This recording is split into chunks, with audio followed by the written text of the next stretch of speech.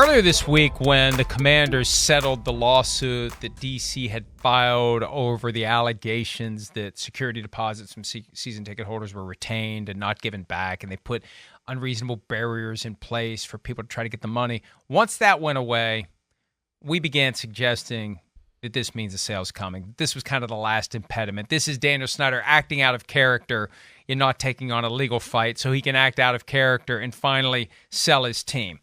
And I kind of heard some stuff. I mean, it's one of those where I can't really report it, but I kind of heard some stuff that it's moving in that direction and that Josh Harris is likely to buy it. And so the next domino to fall is Jeff Bezos to fall out. Wow. Jeff Bezos, per multiple reports, is not going to bid on the Commanders.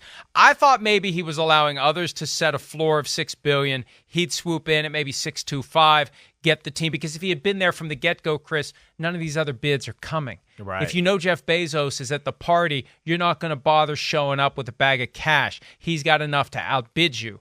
So it felt like maybe that's what he was doing. Now the theory is, and I think this makes a ton of sense, he's just waiting for the next one.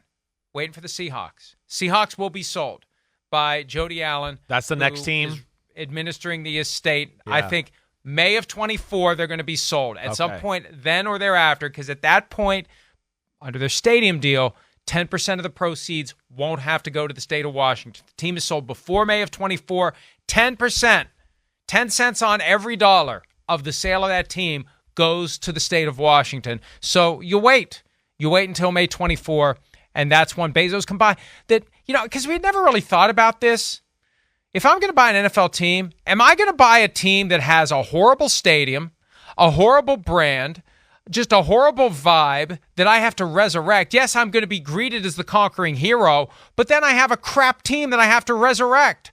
Why, if I'm going to spend that money, am I not going to spend the money on a team that doesn't need to be resurrected? Yeah, that's a fair point. You're right. There's a lot of headaches there. There definitely is. And it's a team that's, in turmoil and, a huge year on the football field, too, to where you'd go, okay, if they're not good there could be, a little more turmoil in that situation. And the biggest headache does seem like the stadium thing, if I was, to put myself in their shoes. You said it last week. I mean, we talked about it. The stadium sucks. It sucks in every area.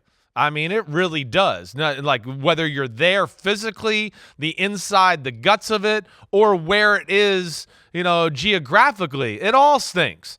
And who wants to deal with that? We all know that they want a new stadium. They need a new stadium. So you're right. Seattle, that stadium's still awesome and state of the art, and there's not much headaches there to deal with up with that franchise there. So it makes sense, Mike. I hear you there. I'll be interested to see if that comes to life. And it really is amazing. That stadium, in the grand scheme of things, is not that old. I wonder if there was ever a time anybody ever walked into that place and said, wow, this is great.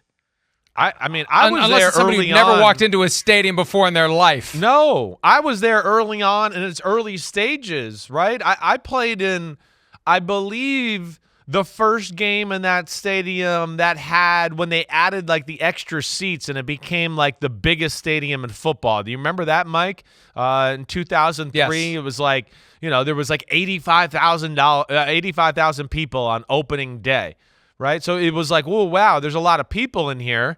But not when you come from Texas and there's 100,000. So I wasn't like, oh, wow. And then, I wasn't in the inside of that stadium going, man, this is some state-of-the-art thing. And at that point, it was only 3 or 4 years old at that point, I think. So, I don't think it ever was like top-notch from the moment it was constructed. I think it opened like late 90s. Right, 98, 99. Great. I've been there once, and I never want to go back. And, again, if you buy that team, you inherit all those issues. Or you just wait and you buy the Seahawks. Or maybe you buy someone else. If you're going to show up with $7-8 billion, maybe guys that aren't currently thinking about selling their team. That's what I was going to say. Thinking about selling their teams. Yeah, right. Right? If Bezos is looming out there and he's ready to write a big check, I wasn't going to sell, but you know what? Maybe I will. Hi, it's Mike Florio. Thanks for watching PFT on YouTube. Hit subscribe for the latest news and analysis from Pro Football Talk.